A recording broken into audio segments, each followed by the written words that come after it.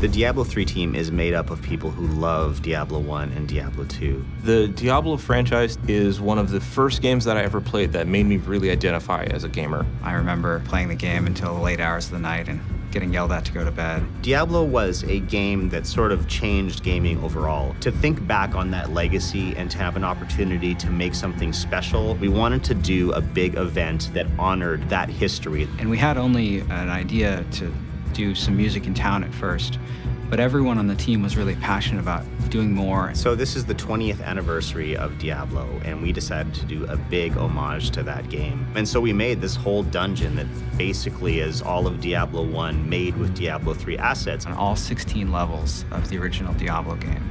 Diablo was a game that sort of changed Blizzard and changed gaming overall.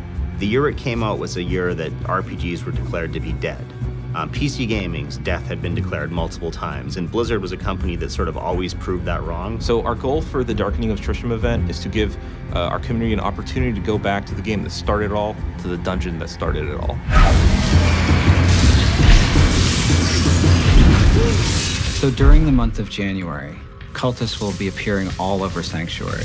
The cultists that were loyal to Adria are trying to resurrect her work. They know that the Nephilim is the only one that can stop them. So their plan is to ambush you while you go about your day.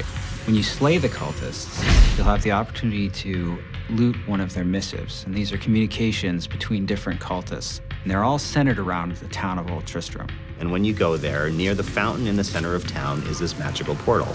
When you enter the world of Diablo 1, and you enter it in style, in something that we call glorious retrovision. You get a pixelated filter that overlays the whole screen. The camera's moved and your animations have changed. The player, the monsters, everyone's locked to 8 degrees of rotation. Your character walks everywhere, just like old times. You'll notice that the sound is a little bit tinnier. The sounds repeat more often, which was a classic thing in 90s games. We really wanted to capture the feeling that we all remember from playing Diablo 1. Bring the bosses from Diablo 1 into Diablo 3 was an interesting challenge because in many ways they're simpler, but there are certain iconic abilities that were really important to capture. The speed that the Butcher charges you when you open his door, his overhand attacks and his swings. He's really hard, he's really fast, he hits you and he kills you really quickly. And that's exactly how I felt the first time that I ran into the Butcher in Diablo 1. Even though we have the Butcher model in Diablo 3, he's a different Butcher and he's very detailed. So we actually made a more Diablo 1 version of the Butcher. When you start the Darkening of Tristram event, make sure you poke around and click on everything there. Talk to everybody you can talk to, look at your objects, and you're going to find some unusual references to the Diablo 1 game in there. The other thing that I like to do is start with a fresh character and play through it from level 1 to really get that Diablo 1 feeling.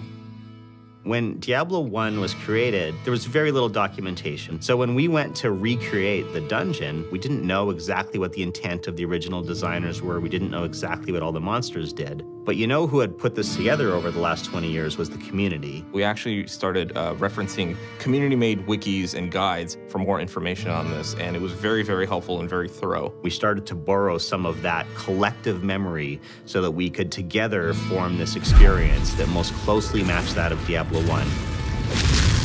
One thing we decided we couldn't do, we just didn't have time to redo the user interface. It was out of scope, we didn't have time. But a group of artists, led by one of our artists, a guy named Josh Manning, decided that they were going to do it in their own time. So we came in one day and the UI was done. And that, I think, just shows the passion that the team has for Diablo 1 and this opportunity to honor a 20th anniversary of this game that we love so much.